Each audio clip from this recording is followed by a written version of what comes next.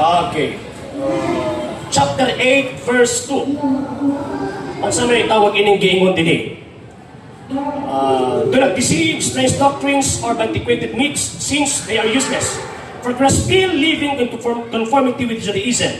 We acknowledge that we have not received grace, for the most divine prophets live in conformity with Christ Jesus. For this reason, they were persecuted through inspired by His grace to convince and disobedient that there is one God manifest in Himself.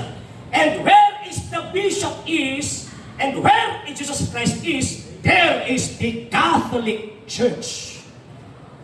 So, giskuta na sa unang siklo ang term Catholic Church.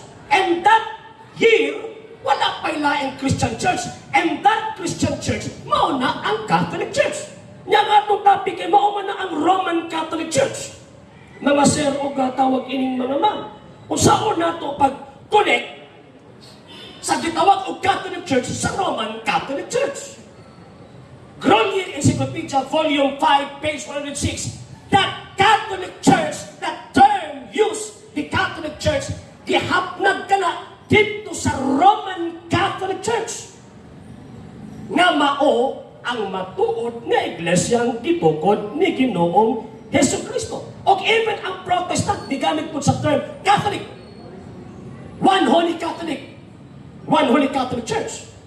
O naatay version sa Biblia, Protestante ito gina, dilibag yun na ito One Holy Catholic Church. Kaya nakasulti man sila nga ang iglesia gitukod ni Kristo, One Holy Catholic Church sa hinungdan. Kay ang nagtukod ni anang maong gitawag og simbahana, walay lain ang atong Ginoong Hesus Kristo. Encyclopedia International, Volume 15, page 520. Sa nga giingon din sa maong libro.